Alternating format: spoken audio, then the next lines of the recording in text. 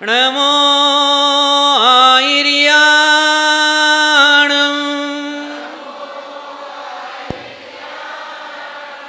नमो वज्झायाणं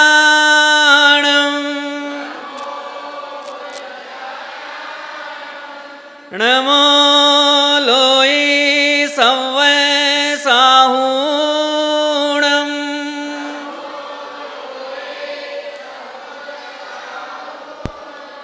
जय बोलो देवादिदेव श्री 1008 शासन नायक प्रभु श्री महावीर भगवान की।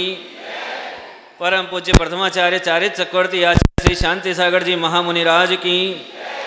परम पूज्य गुरुवर गुरु आचार्य श्री धर्म सागर जी महाराज की। परम पूज्य वात्सल्य वारदी गुरुवर आचार्य श्री वर्धमान सागर जी महाराज की। श्रीमद् जैन धर्म की, आचार्य संघ की,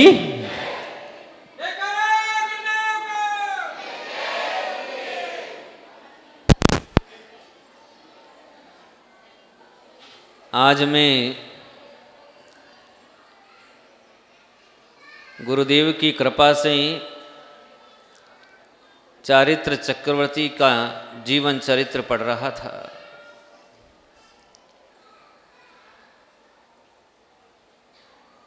(1930) में नवभारत टाइम्स के एक पत्रकार थे जिनका नाम था श्री सोम सुंदरम। उन्होंने आचार्य श्री से एक प्रश्न किया। उसके मन में आ गया कि एक प्रश्न कर लूं। जाकर के निवेदन किया, गुरुदेव कुछ पूछना चाहता हूँ। हाथ पैर धूज रहे थे, अंदर में बहुत भय था कि इतने बड़े गुरुराज से प्रश्न पूछ रहा हूँ, कोई गलती नहीं हो जाए। ये बहुत बड़े तपस्वी हैं, कोई अपराध नहीं हो जाए, इसलिए बहुत भय था। लेकिन जब आचार्य श्री ने कहा कि हाँ पूछ सकते हो, तो मन गदगद हो गया। अंदर में इतना आह्लाद हो गया कि खुशी से झूम उठा और उसने प्रश्न धर दिया। उसने कहा, वैसे भी क्या ये प्रश्न वही है, जब भी कोई घर से निकलता है, किसके लिए? दीक्षा लेने के लिए। जब कोई घर से निकलता है कि नहीं मेरे को तो दीक्षा लेनी है, मैं तो महाराज जी के संग में जाऊंगा, साथ में जाऊंगा, तो सब परिवार वाले उसको ये प्रश्न ठोक ही देते हैं ताकि उसका मनोबल टूट जाए। ऐसा ही प्रश्न उसने रख दिया। प्रश्न ये है, कुछ लोगों का यह विश्वास है कि यति लोग जीवन की कठिन वास्तविकताओं का सामना करने से डरते हैं। इस कारण संन्यास ग्रहण करके सांसारिक जीवन से विमुख हो जाते हैं। इसमें आपका क्या विचार है? आमतौर पर जब भी कोई घर से निकलता है तो उसको उसके माँ बाप, उसके परिवार वाले बोलते ही हैं कि तेरे से काम नहीं होता है इसलिए तू भाग रहा है। यही प्रश्न उन्होंने कर दिया। अब गुरुदेव के सामने उसने प्रश्न कर दिया, लेकिन अंदर में था कि महाराज जी क्या मालूम क्या उत्तर देंगे, क्या नहीं देंगे। आचार्य श्री ने कहा, दिगंबर साधु संसार की कठिनाई से बचने के लिए संन्यास ग्रहण नहीं करता। तो क्यों करता है? संसार से अर्थात भव भ्रमण से डर करके साधु बनते हैं। आहार, भय, मैथुन, परिग्रह, इन 4 प्रकार के दुखों को मिटाने के लिए यह जीव त्यागी जीवन को स्वीकार करता है। नारकीय यातनाओं से बचने के लिए दिगंबर साधु बनता है। कर्मों को नाश करके आत्यंतिक सुख प्राप्त करने के लिए यह मुनि व्रत धारण करता है, न कि संसार के दुखों से डर करके। उन्होंने ये भी कहा, दिगंबर साधु बनना कोई खेल नहीं है। अरे एक दिन में एक बार से अधिक भोजन पान करने वाला दिगंबर साधु नहीं बन सकता। ये तो वो है कि एक बूंद पानी मुंह में डाल लिया, अंतराय आ गई और कड़ाके की गर्मी पड़ रही है, कंठ सूख रहा है, प्राण निकलने को है, तो भी प्रतिज्ञा में दोष नहीं लगाता है। प्राण भले ही चले जाएं, लेकिन एक बूंद पानी अपनी हलक में नहीं उतारता है। ये दिगंबर साधु है। ये वो दिगंबर साधु हैं कि कड़ाके की ठंडी में ऊनी वस्त्र, कॉटन का वस्त्र, दुनिया प्रकार के वस्त्र आते हैं, इन वस्त्रों को स्वीकार नहीं करता और अपनी इच्छा से इस नग्न शरीर पर उस तुषार को सहन करता है और कर्म का नाश करता है। ये वो दिगंबर साधु हैं जो आहार भी करता है तो 46 अंतराय को टाल करके करता है, नहीं यदि आ जाए तो अन्न को छोड़ देता है। दुनिया में तुमने साधु बहुत देखे होंगे, लेकिन ये दिगंबर साधु गिनती के हैं। आचार्य श्री ने उससे पूछा, अभी कितने साधु हैं? तो उसने कहा, महाराज जी 40 के लगभग होंगे।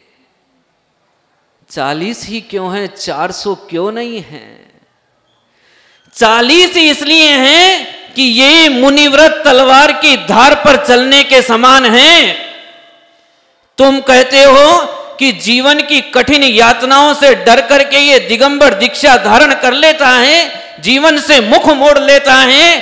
अरे इस मुनिव्रत को धारण करने वाले तो चक्रवर्ती जैसे सम्राट थे। उनको क्या कष्ट था,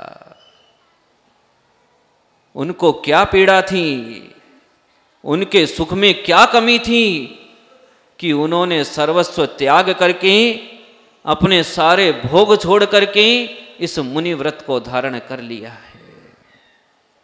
ये मुनि व्रत संसार की कठिनाई से भाग करके ग्रहण नहीं किया जाता। ये मुनि व्रत तो कर्मों का नाश करने के लिए ग्रहण किया जाता है। ये मुनि व्रत तो 4 प्रकार की जो आहार, भय, मैथुन और परिग्रह संज्ञा हैं, इन पर विजय प्राप्त करने के लिए ग्रहण किया जाता है। जब इतना कहा तो मिस्टर सोम सुंदर जी का चेहरा कमल के फूल की तरह खिल गया। उनको मालूम ही नहीं था, वो जैन नहीं थे। जब इस प्रकार का उत्तर सुना तो श्रद्धा से उनका मस्तक गुरुदेव के चरण में झुक गया और कहने लगा, गुरुदेव, मैंने बहुत सारे साधु देखे हैं, दुनिया भर के साधुओं का इंटरव्यू लिया है, लेकिन आज मुझे जीवन में पहली बार कोई सच्चा साधु मिला है।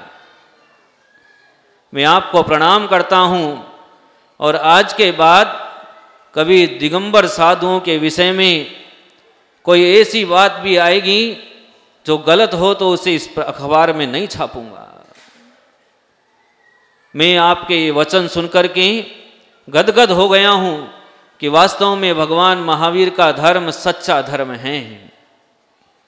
मैंने बहुत से साधु देखे जो दिन भर में कितनी बार भोजन करते हैं, जो वस्त्र पहनते हैं, लेकिन वस्त्र पहनने के साथ इतने दोष उनके भीतर आ जाते हैं जिनको गिनती करना अशक्य है। लेकिन ये यथाजात मुद्रा जब कोई धारण कर लेता है तब फिर कोई दोष छुपाने की आवश्यकता नहीं रहती, सारे दोष स्वतः ही नष्ट हो जाते हैं।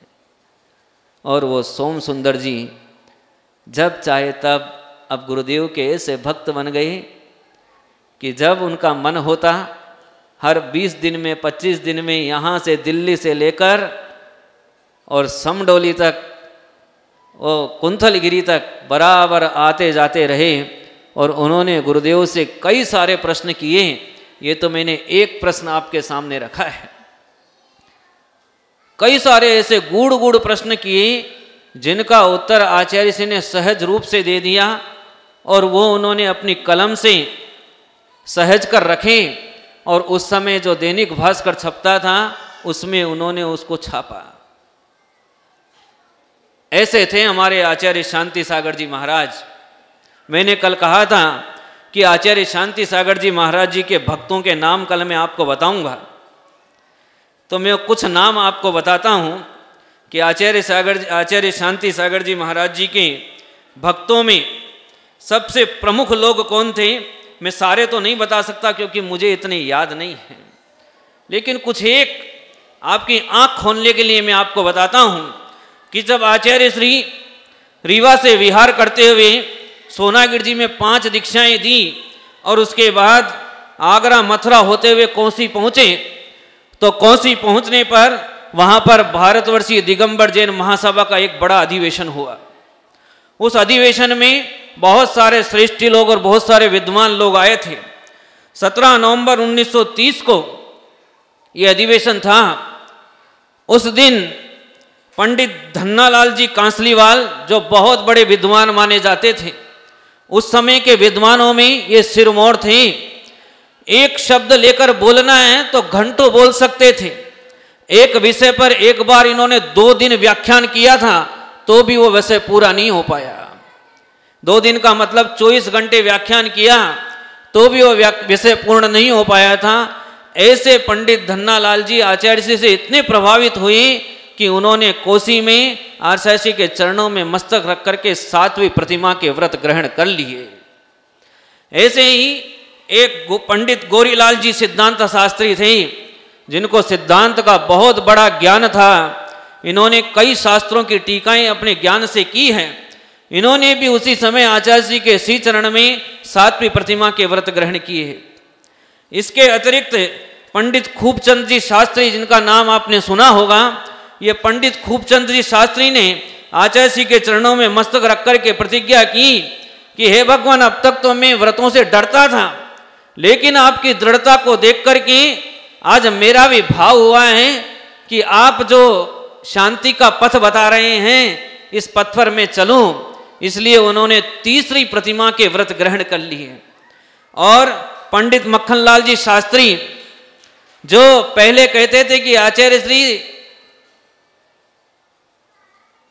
अल्प बुद्धि वाले हैं, इनको ज्ञान नहीं है, और जब आचार्य जी के सानिध्य में आए और ज्ञान का इतना बड़ा कोष देखा कि एक बार पढ़ने मात्र से, सुनने मात्र से आचार्य जी को वो जो सुना हुआ है वो स्मरण हो जाता है। उससे वो धारणा शक्ति इतनी प्रबल है कि फिर भूलते नहीं हैं।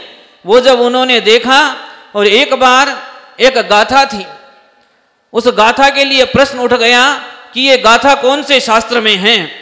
पंडित जी को याद नहीं आ रहा था, तो आचार्य श्री ने पुराने ग्रंथ का नाम बताया।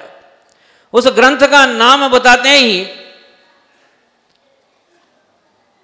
पंडित भरमप्पा निटवे ये आचार्य श्री के ऊपर बिगड़ गए कि आचार्य श्री, तपस्या में आप हमसे श्रेष्ठ हैं, हम स्वीकार करते हैं, लेकिन ज्ञान के मामले में आप हमसे पीछे हैं, आप इसको स्वीकार कीजिए। आचार्य श्री शांत प्रवृत्ति के थे, कुछ बोले नहीं। लेकिन जब पंडित जी जाने लगे तो आचार्य श्री ने कहा कि पंडित जी, एक बार देख लेना और सही निर्णय करके हमको भिजवा लेना, हम सुधार कर लेंगे। पंडित जी गए और बहुत खोजने के बाद जिस ग्रंथ का नाम आचार्य शांति सागर जी ने बताया था उसी ग्रंथ में वो श्लोक मिल गया।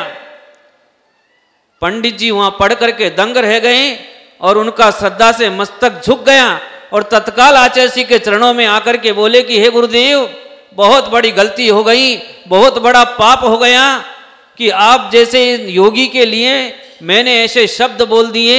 मैं अभिमानी था, मेरे को अहंकार आ गया था ज्ञान का, आज सारा अहंकार मेरा मिट्टी में मिल गया है। मैं आपके चरणों में आपके सेवक बनना चाहता हूँ, मुझे आशीर्वाद प्रदान करें। और उन्होंने भी उसी समय 2 प्रतिमा के व्रत ले लिए और पंडित मक्खनलाल जी शास्त्री ने भी 2 प्रतिमा के व्रत ग्रहण कर लिए। ठीक इसी प्रकार पंडित मुल्ला लाल जी, इन्होंने पहली प्रतिमा के व्रत लिए। कल मैंने बताया था कि सर सेठ हुकमचंद जी ये ऐसे व्यक्ति थे जिनके पास में दौलत की गिनती नहीं थी, लेकिन जब आचार्य जी का सानिध्य प्राप्त किया तो इनके मन में मुनि बनने के भाव होने लगे थे। ऐसे ही अनेक सेठ थे, जिसमें से सर सेठ भागचंद जी सोनी अजमेर वाले जो आचार्य जी के चरणों के बड़े सेवक थे। उसी प्रकार राजकुमार सिंह जी इंदौर वाले, सेठ लालचंद जी उज्जैन वाले, एक नाम सुना होगा आपने सेठ गजराज जी गंगवाल कलकत्ता वाले, ये मशहूर हुए हैं। जब बंबई कानून आया था और आचार्य जी ने अन्न का त्याग किया था, तब ये सेठ गजराज जी, जिनका धर्म से कोई वास्ता नहीं था, जो मंदिर की सीढ़ी नहीं देखते थे, लेकिन जब इन्होंने सुना कि हमारे धर्म गुरु ने अन्न का त्याग कर दिया है इसलिए कि हमारी जैनों की संस्कृति जिंदा रहे, ये अकेले गुरुदेव के चरणों में गए और वहां जाकर के साष्टांग नमस्कार किया।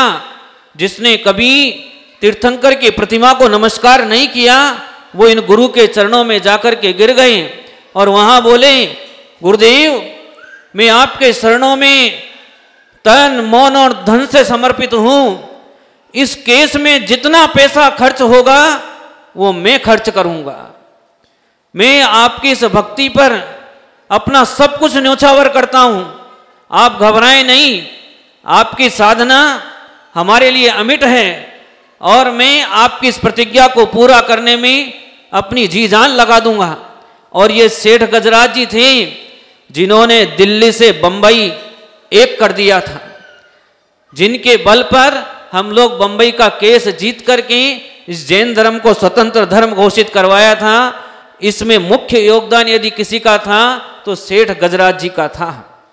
इनके पास इतनी संपदा थी कि इस मारवाड़ के इलाके में शायद इनसे बड़ा धनी उस समय कोई नहीं होगा। इसके अलावा किशनगढ़ के सेठ हीरालाल जी जो एक बड़ी मिल के मालिक थे, सेठ मोतीलाल जी ब्यावर वाले जिनकी जगह जगह पर फैक्ट्रियां थी, सेठ अमरचंद जी पलासवाड़ी के, सेठ हरकचंद जी पांड्या रांची वाले जिनको तो लोग जानते हैं, अभी तक भी लोगों ने उनको देखा है, सेठ भाईचंद रूपचंद जी बंबई वाले, सेठ रतनचंद जी हीराचंद जी बंबई वाले, गोविंद राम जी रावल गांव वाले और सेठ चंदूलाल सराफ बारामती के, जिन्होंने पुत्रवत आचार्य श्री की सेवा की है, एक सेकंड के लिए भी आचार्य श्री को छोड़ते नहीं थे। मैंने उनका जीवन चरित्र पढ़ा, उसमें उस लेखक ने लिखा कि शायद पुत्र भी अपने पिता की इतनी सेवा नहीं करता जितनी चंदूलाल सराफ ने सेवा की है। ऐसे ही सेठ सुगमचंद जी बागड़ा, ये भी कलकत्ता के थे।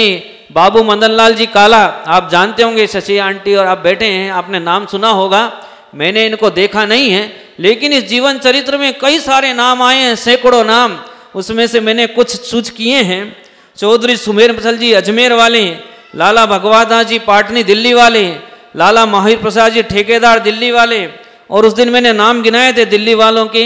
उसके अलावा एक लाडनू के सेठ जी थे, सेठ गणपत राय जी, एक मांगीलाल जी सरावगी, चांदमल जी पांड्या गुवाहाटी वाले, सेठ चांदमल जी बढ़जाता कलकत्ता के, नथमल जी सेठ कलकत्ता वाले, तलकचंद जी शाह वकील, जो उस समय के वकीलों में सबसे बड़े वकील माने जाते थे, ऐसे फल्टन के वकील, इंद्रचंद जी पाटनी, ये भी कलकत्ता के थे, और सेठ माणकचंद जी फल्टन वाले, सेठ हीराचंद जी केवलचंद जी फटनल वाले, और जम्बू अन्ना अरवाड़े वे वारसी के थे।